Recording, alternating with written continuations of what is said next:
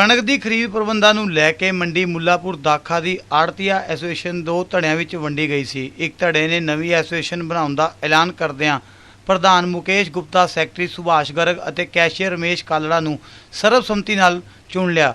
ਚੁਣੇ ਗਏ ਨਵੇਂ ਪ੍ਰਧਾਨ ਮੁਕੇਸ਼ ਗੁਪਤਾ ਨੇ ਦੱਸਿਆ ਕਿ ਉਹ ਪੁਰਾਣੀ ਆੜਤੀ ਐਸੋਸੀਏਸ਼ਨ ਦਾ ਸਤਿਕਾਰ ਕਰਦੇ ਹਨ, ਪਰ ਛੋਟੇ ਆੜਤੀਆਂ ਨੂੰ ਬਾਰਦਾਨਾ ਲਿਫਟਿੰਗ ਤੇ ਪਾਸ ਸੰਬੰਧੀ ਆ ਰਹੀਆਂ ਸਮੱਸਿਆਵਾਂ ਦੇ ਮੱਦੇਨਜ਼ਰ ਨਵੀਂ ਐਸੋਸੀਏਸ਼ਨ ਹੋਂਦ ਵਿੱਚ ਆਈ ਹੈ, जिस का मुख्य मकसद बहुगिनती आड़तियां दियां उक्त समस्या का हल करना है, ना कि कोई राजनीति करना। नवी एसोसीएशन के मैंबरों का कहना सी कि पिछले दिनी FCI एजेंसी के वलों बारदाने दियां 90 गट्ठा आईयां सन, जिसनूं पहलां वाली एसोसीएशन के 94 मैंबरों ने आपस में ही वंड लिया और बाकी आड़तियां नूं पुछया तक नहीं। ना ही बारदाना मिल रहा और ना ही टोकन पास मिलिया, ना ही लिफ्टिंग हुई। आखिर अके हुए आड़तियां ने वखरे होकर नवी एसोसीएशन बनाउण दा ऐलान कर दिता। प्रधान जी, ਤੁਹਾਡੀ ਆੜਤੀ ਐਸੋਸੀਏਸ਼ਨ ਚ ਦਫਾੜ ਹੋਈ ਹੈ, ਉਹਦਾ ਮੁੱਖ ਕਾਰਨ ਕੀ ਹੈ ਜੀ? ਕਾਰਨ ਜੇ ਬਹੁਤ ਆਸਾਨ ਸ਼ਬਦਾਂ 'ਚ ਸਮਝਾਉਣ ਦੀ ਕੋਸ਼ਿਸ਼ ਕਰੀਏ ਤਾਂ ਇਹ ਹੈ ਕਿ ਇੱਕ ਤਾਂ ਬਾਰਦਾਨੇ ਦੀ ਫੰਡ ਨਹੀਂ ਪ੍ਰੋਪਰ ਹੋ ਰਹੀ ਸੀਗੀ। ਉਹਦਾ ਮੁੱਖ ਕਾਰਨ ਕੀ ਹੈ ਜੀ? ਕਾਰਨ ਜੇ ਬਹੁਤ ਆਸਾਨ ਸ਼ਬਦਾਂ 'ਚ ਸਮਝਾਉਣ ਦੀ ਕੋਸ਼ਿਸ਼ ਕਰੀਏ ਤਾਂ ਇਹ ਹੈ ਕਿ ਇੱਕ ਤਾਂ ਬਾਰਦਾਨੇ ਦੀ ਫੰਡ ਨਹੀਂ ਪ੍ਰੋਪਰ ਹੋ ਰਹੀ ਸੀਗੀ। ਕਿਸੇ ਦੁਕਾਨ ਨੂੰ ਲਗਾਤਾਰ ਬਾਰਦਾਨਾ ਮਿਲ ਰਿਹਾ ਸੀ, ਉਹਦੇ ਮਾਲ ਭਰ ਹੋ ਰਿਹਾ ਸੀ, बाकी दुकाना देख रही सी, उन्होंने जिमीदार भी बैठे सीगे कई दिनों तो, आड़तीए दुखी सीगे। दूसरा लिफ्टिंग नहीं प्रॉपर चल रही सी, कुछ दुकानों की लिफ्टिंग हो रही है, कुछ तो नहीं हो रही हैगी, जमा ही नहीं हो रही हैगी। तो उस तो इलावा तीसरा सीगा जी कूपन सिस्टम गौरमेंट ने शुरू किया, पर कूपन सिस्टम भी प्रॉपर तरीके नाल नहीं हो रहा। किसी के कूपन लगातार निकल रहे, किसी के 3 दिन भी नागा पै रहा सीगा। अब कुछ कारण सीगे। उस तो इलावा ये कह सकते हैं जी परचेज बारदाना नहीं है मंडी के विच। बारदाना भी मतलब कि कुछ दुकानों को मिल रहा सीगा। कई प्रॉब्लमां सीगियां जिहदे करके इकट्ठे होए भाईचारा जिन्हां नूं प्रॉब्लम सीगी, जिहड़े इस वंड तो या इस सिस्टम तो सैटिस्फाई नहीं सीगे, वो इकट्ठे होए एक मेज ते आए तो उन्होंने एक ग्रुप बनाया, कहते जी नवी एसोसीएशन बनानी है तो असी कोशिश करांगे कि एसोसीएशन सारिਆਂ ਦੇ ਅਸੀਂ ਨਾਲ ਲੈ ਕੇ ਚੱਲੀਏ ਸਭ ਨੂੰ, ਚਾਹੇ ਛੋਟਾ ਆੜਤੀ ਹੈ ਚਾਹੇ ਵੱਡਾ ਆੜਤੀ ਹੈ, ਕਿਸੇ ਨੂੰ ਕਿਸੇ ਤਰੀਕੇ ਦੀ ਪ੍ਰੋਬਲਮ ਨਾ ਆਵੇ, ਕਿ ਇੱਕ ਦੂਸਰੇ ਨਾਲ ਰਲ ਮਿਲ ਕੇ ਅਸੀਂ ਕੰਮ ਕਰੀਏ, ਮੰਡੀ ਸੁਚਾਰੂ ਰੂਪ ਨਾਲ ਚੱਲੇ, ਜ਼ਿਮੀਦਾਰ ਵੀ ਆਰਾਮ ਨਾਲ ਟਾਈਮ ਸਿਰ ਘਰ ਨੂੰ ਜਾਵੇ, ਆੜਤੀਏ ਨੂੰ ਵੀ ਪਰੇਸ਼ਾਨੀ ਨਾ ਹੋਵੇ। ਹਾਂ, ਜਿਹੜੀ ਪਹਿਲਾਂ ਆੜਤੀ ਸੀ ਉਹ ਚ ਕਿੰਨੇ ਆੜਤੀ ਸੀ ਤੇ ਤੁਹਾਡੇ ਨਾਲ ਕਿੰਨੇ ਹੈ? तकरीबन पहला आड़तीए 53-52 आड़तीए सी ते साडे नाल आड़तीए तकरीबन 30 आड़तीए तां हैगे जिहड़े साडे नाल कल साडी मीटिंग दे विच सुनेहा नहीं ला सके। कल फिर भी 30 बंदे इत्थे हाਜ਼ਰ सीगे कल जी। अजी सानू उम्मीद है कि होर भी साडे नाल जुड़नगे। साडी कारगुजारी देख के कुछ आने वाले टाइम च हो सकदा होर भी साडे नाल जुड़न। कुछ बंदे अवेले इत्थे मौजूद भी नहीं सीगे सीजन करके जी जी, लोग इधर मतलब कि फड़ा ते सेंटरां ते गए हुए सीगे। बाकी 30 आड़तीए साडे कोले हाਜ਼ਰ सीगे मीटिंग दे विच। ਜਿਹੜੇ ਇਹ ਨਵੀਂ ਤੁਸੀਂ ਐਸੋਸੀਏਸ਼ਨ ਬਣਾਈ ਹੈ ਜੀ, ਉਹਦਾ ਮੁੱਖ ਕਾਰਨ ਇਕੱਲਾ ਮੰਡੀ ਦਾ ਸੀਜ਼ਨ ਕਿ ਜਾਂ ਉਹਨੂੰ ਅੱਗੇ ਸਟੈਂਡ ਕਰੋਗੇ? बिल्कुल स्टैंड करांगे जी अगे तक जी। कोई परेशानी ना आवे। जिवें पुरानी एसोसीएशन चल रही जी 8 महीने 9 महीने पहले इन्होंने प्रधान अपना ला दिता सीगा, उस तो बाद कोई चोण नहीं हो सकी, कोई जिम्मेवार बंदा नहीं उत्ते बन सकिया।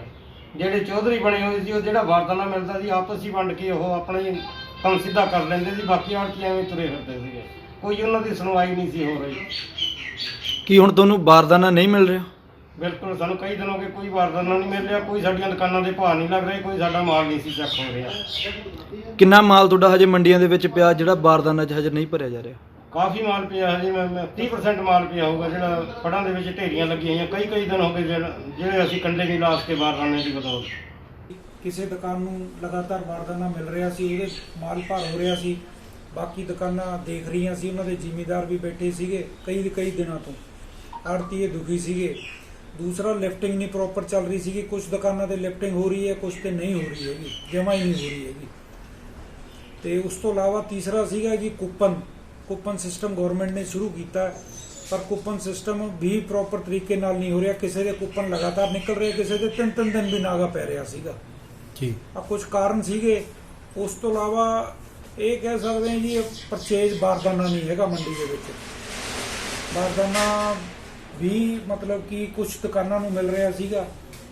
ਕਈ ਪ੍ਰੋਬਲਮਾਂ ਸੀਗੀਆਂ ਜਿਹਦੇ ਕਰਕੇ ਇਕੱਠੇ ਹੋਏ ਭਾਈਚਾਰਾ ਜਿਨ੍ਹਾਂ ਨੂੰ ਪ੍ਰੋਬਲਮ ਸੀਗੀ ਜਿਹੜੇ ਇਸ ਵੰਡ ਤੋਂ ਜਾਂ ਇਸ ਸਿਸਟਮ ਤੋਂ ਸੈਟੀਸਫਾਈ ਨਹੀਂ ਸੀਗੇ, ਉਹ ਇਕੱਠੇ ਹੋਏ ਇੱਕ ਮੇਜ਼ ਤੇ ਆਏ ਤੇ ਉਹਨਾਂ ਨੇ ਇੱਕ ਗਰੁੱਪ ਬਣਾਇਆ। ਕਹਿੰਦੇ ਜੀ ਨਵੀਂ ਐਸੋਸੀਏਸ਼ਨ ਬਣਾਉਣੀ ਹੈ ਤੇ ਅਸੀਂ ਕੋਸ਼ਿਸ਼ ਕਰਾਂਗੇ ਕਿ ਐਸੋਸੀਏਸ਼ਨ ਸਾਰਿਆਂ ਦੇ ਅਸੀਂ ਨਾਲ ਲੈ ਕੇ ਚੱਲੀਏ ਸਭ ਨੂੰ, ਚਾਹੇ ਛੋਟਾ ਆੜ੍ਹਤੀ ਹੈ ਚਾਹੇ ਵੱਡਾ ਆੜ੍ਹਤੀ ਹੈ, ਕਿਸੇ ਨੂੰ ਕਿਸੇ ਤਰੀਕੇ ਦੀ ਪ੍ਰੋਬਲਮ ਨਾ ਆਵੇ, ਕਿ ਇੱਕ ਦੂਸਰੇ ਨਾਲ ਰਲ ਮਿਲ ਕੇ ਅਸੀਂ ਕੰਮ ਕਰੀਏ, ਮੰਡੀ ਸੁਚਾਰੂ ਰੂਪ ਨਾਲ ਚੱਲੇ, ਜ਼ਿਮੀਂਦਾਰ ਵੀ ਆਰਾਮ ਨਾਲ ਟਾਈਮ ਸਿਰ ਘਰ ਨੂੰ ਜਾਵੇ, ਆੜ੍ਹਤੀਏ ਨੂੰ ਵੀ ਪਰੇਸ਼ਾਨੀ ਨਾ ਹੋਵੇ।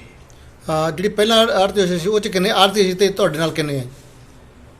ਤਕਰੀਬਨ ਪਹਿਲਾਂ ਆੜ੍ਹਤੀਏ 53 50 52 ਆੜ੍ਹਤੀਏ ਸੀ ਜੀ। ਤੇ ਸਾਡੇ ਨਾਲ ਆੜ੍ਹਤੀਏ ਤਕਰੀਬਨ 30 ਆੜ੍ਹਤੀਏ ਤਾਂ ਹੈਗੇ ਆ ਜਿਹੜੇ ਸਾਡੇ ਨਾਲ ਕੱਲ ਪ੍ਰੋਪਰ ਅਸੀਂ ਸਭ ਨੂੰ ਸੁਨੇਹਾ ਨਹੀਂ ਲਾ ਸਕੇ ਕੱਲ, ਫਿਰ ਵੀ 30 ਬੰਦੇ ਇੱਥੇ ਹਾਜ਼ਰ ਸੀਗੇ ਕੱਲ ਜੀ।